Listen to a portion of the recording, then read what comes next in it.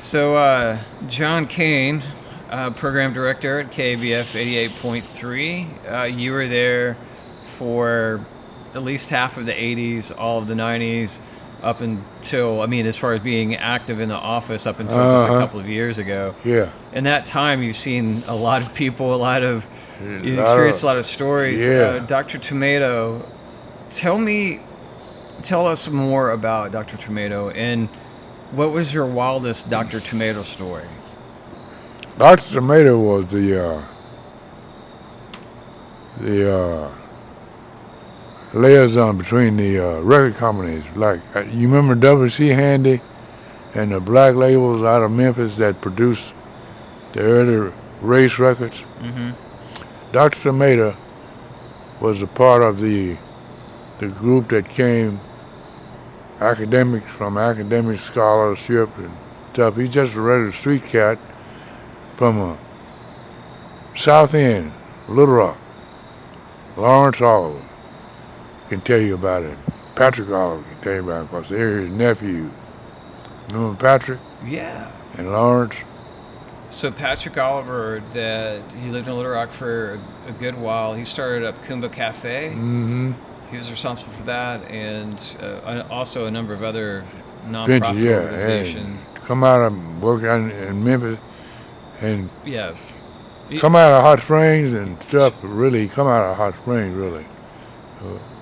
But Dr. Tomato was this musician, man, that founded the brothers that founded the record company, the Jewish people. What was the name of that record company in Chicago? King Records. Oh, King. King Records. Okay. Dr. Tomato was a musician that pulled people together like Lee Anthony and his son did with been around with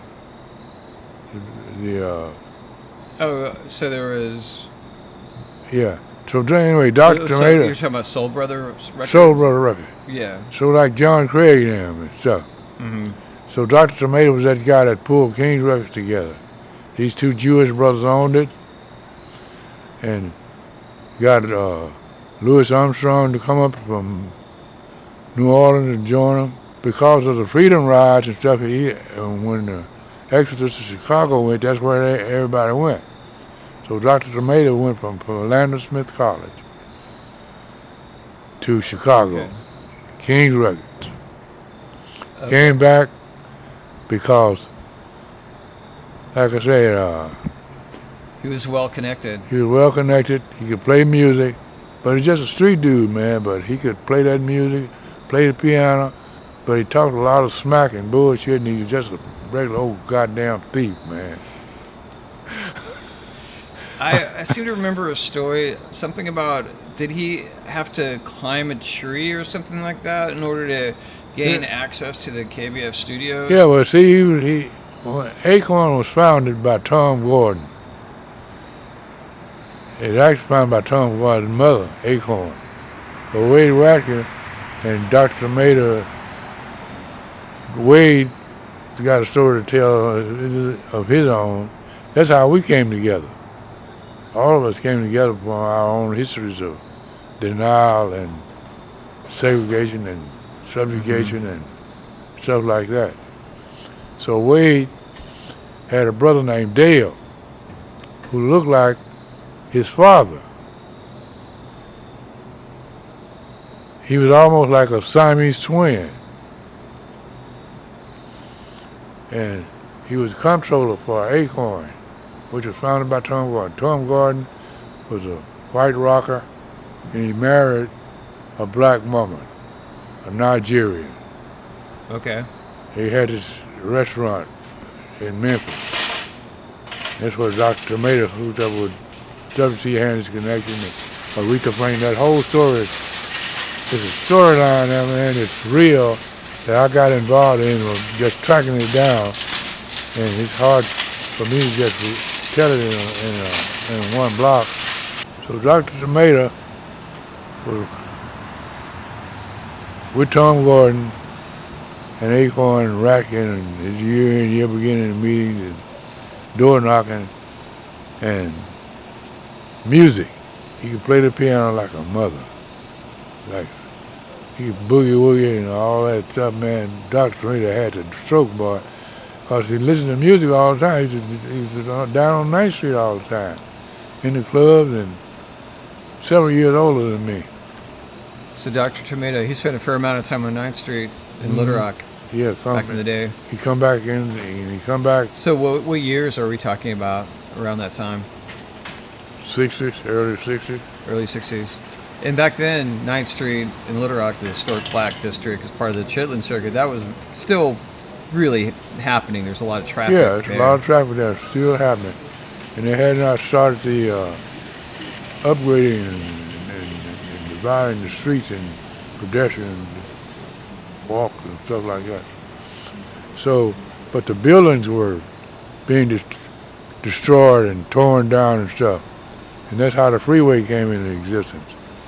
So when I came back in 60s, it was, in 80s, it was a big ditch there, man.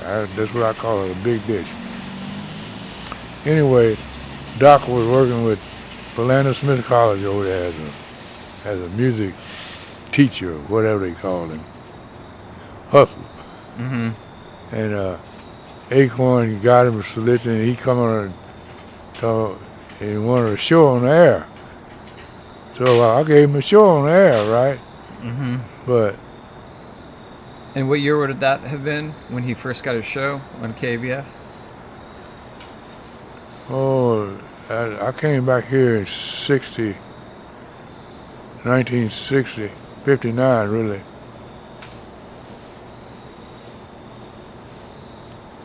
'59 and 60. It was about 1970. Larry Hayes had come and hooked us up. Me and Bob Shivers was doing radio. Okay, so this would have been well before KBF. What radio station was that? Did you KALO, KALO? 1250. Okay. Josephine Pinker. So your relationship with Dr. Tomato, who later on, for people that don't know, Dr. Tomato had a show on KBF, but like way before KBF, well before that. Yeah. You helped get him a show, a radio show on KALO. Right. That was AM, correct? Right, KALO, 1250 AM. Okay. And from there he came to KBF as Wade Ratke organized Acorn, brought New Orleans into the picture, and the rest is another story. So was he in that situation to where he had to climb up the tree in order to gain access to the second level of the studio of KBF, the original KBF? And so this would have been the first KBF, which would have been, that building would have been on 15th and Arch Street. Mm-hmm. Okay. So that was the KBF that, so I guess he did climb that tree. Yeah. In some act of desperation up the tree. Climbed a big oak tree on It had a big old limb. Big old limb, and he climbed it. It's right. You could reach it. You could reach the window. He climbed in there. You could reach the window by climbing that big old oak tree. It was a pin oak. It wasn't a broadleaf oak. You know what a pin oak looks like? Small leaf. Mm-hmm. And climbed that oak tree, broke in that window, and stole records. So that's why he did it. So he broke into KBF to steal some records, to sell records. Okay. Because he was working for Acorn. So he was helping Wade Ratke and them. But he was also trying to steal from Wade Ratke. Doc was a murderous motherfucker, man. Okay. He was a likable character, but man, you couldn't trust him for, you know. Have you seen him recently, or is he alive? You know. Doc died several years back. He did. Okay. Yeah. Last time I saw Doc was when he was living out there in Gillum Park. Oh, okay. Yeah. Okay. I see they turn the lights on here, Mark. It's getting chilly out here.